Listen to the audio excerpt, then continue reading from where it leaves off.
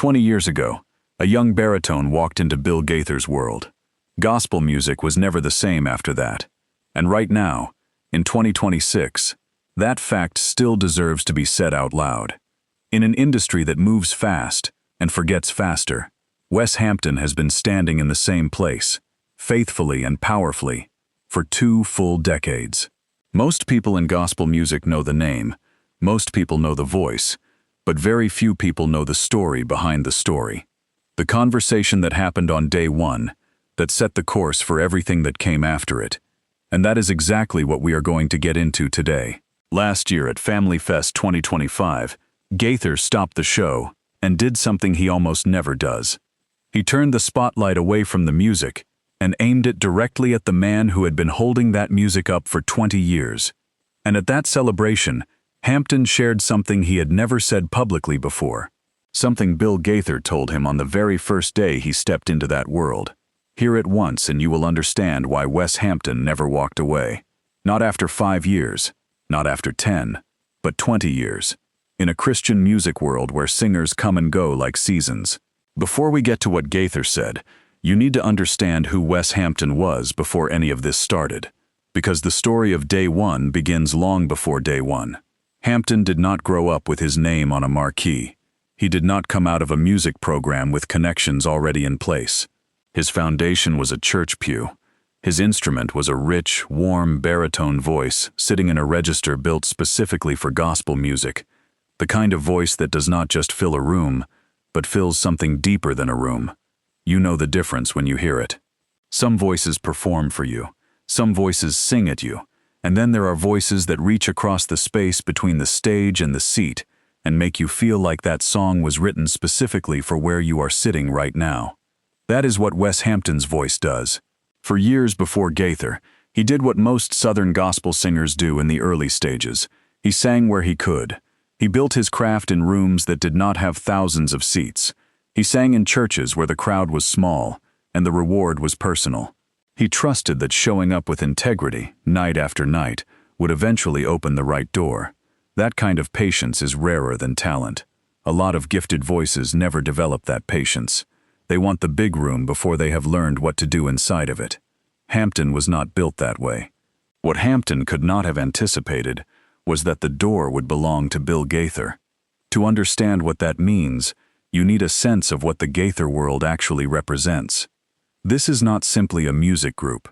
The Gaither Vocal Band is one of the longest-running, most influential voices in Christian music history.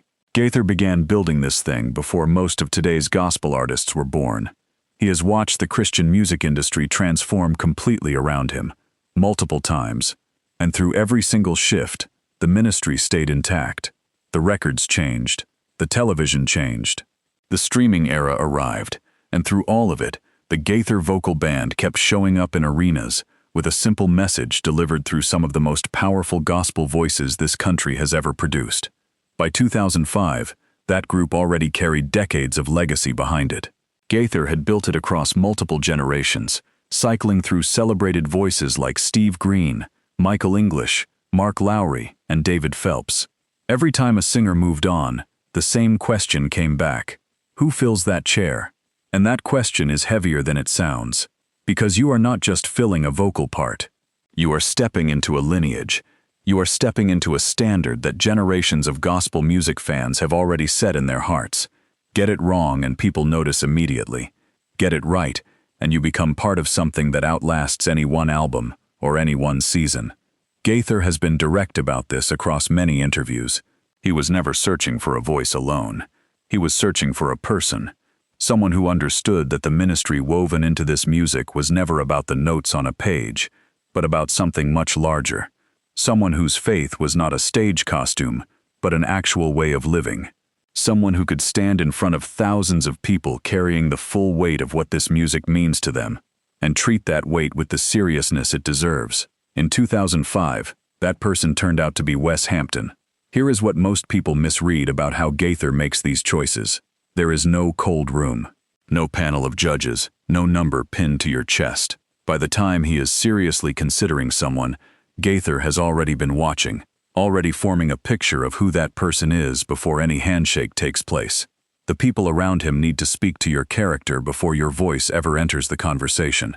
When your name surfaces, the people in that room need to say without hesitation that this person is the real thing, not just vocally. As a human being, as someone with genuine faith, as someone capable of carrying the weight of what this music means to people sitting in those arenas night after night. Hampton carried all of that. And in 2005, the door opened. Now here is what 20 years inside the Gaither Vocal Band actually looks like in practice, because that number is easy to say and hard to fully comprehend. That is thousands of shows. That is studio sessions across multiple decades, where the sound of Christian music shifted dramatically, and Hampton had to stay rooted while everything around him moved. That is personal seasons of his own life, family, faith, growth, difficulty, all of it lived out while simultaneously standing on stages in front of arenas full of people who came there carrying their own weight. You do not survive 20 years inside a ministry like this by accident. You survive it because the thing pulling you forward is bigger than any fatigue you feel. The singers who have passed through the Gaither Vocal Band read like a roster of gospel music royalty, men with voices that stopped rooms cold. The average tenure for most of them landed somewhere between 3 and 7 years. That is not a criticism of anyone who moved on. It simply reflects the nature of a group Gaither has always kept in motion, willing to let the sound shift as the ministry demanded. Singers left for solo careers, for family, for callings that pulled them in a new direction. Every departure made sense on its own terms. But here in 2026, while platforms have shifted completely, and the way people consume gospel content looks nothing like 2005, Wes Hampton is still in that chair. That is not coincidence. That is choice, made repeatedly across 2 decades. And the reason behind that choice traces back directly to a conversation that happened on the very first day. Now here is what Gaither said. At Family Fest 2025, with 20 years of shared ministry sitting in that room, Hampton reflected on something that had stayed with him from the very beginning. Gaither's message did not come through a long speech or a formal sit-down. It came the quiet, direct way that people who have spent a lifetime in Christian ministry tend to deliver the things that matter most. Gaither made one thing clear from the start. The stage is not the destination. The stage is the vehicle. Sit with that for a second, because that single idea explains an entire career. The stage is not where you arrive.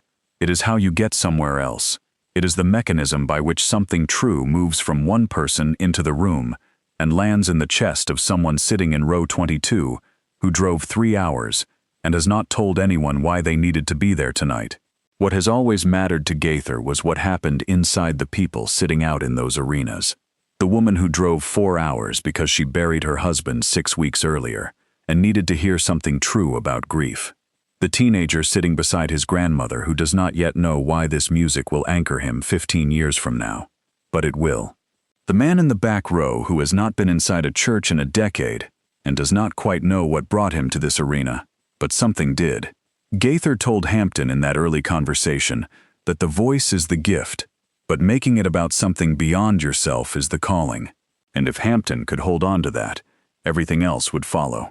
What gets buried when people focus on the catalog and the decades of television specials and arena tours is that at his center, Gaither has always been a teacher, someone who takes seriously the responsibility to pass something forward. Not just songs, not just technique, a way of thinking about what Christian ministry through music is actually for.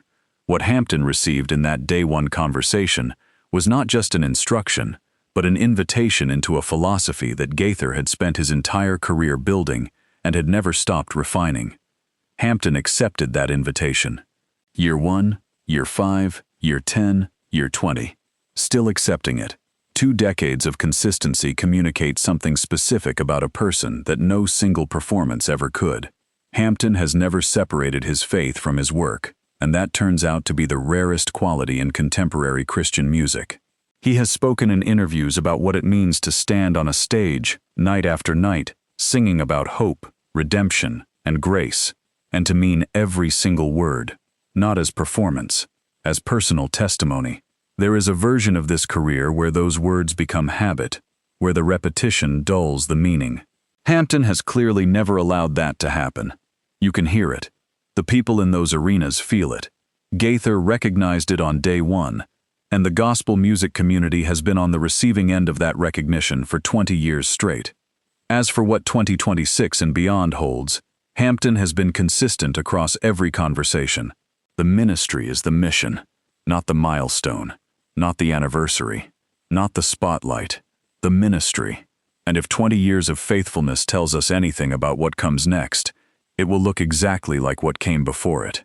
A voice that shows up, a person who remembers what Gaither told him on day one, and a room full of people who walked in carrying something heavy and walked out a little lighter because of it.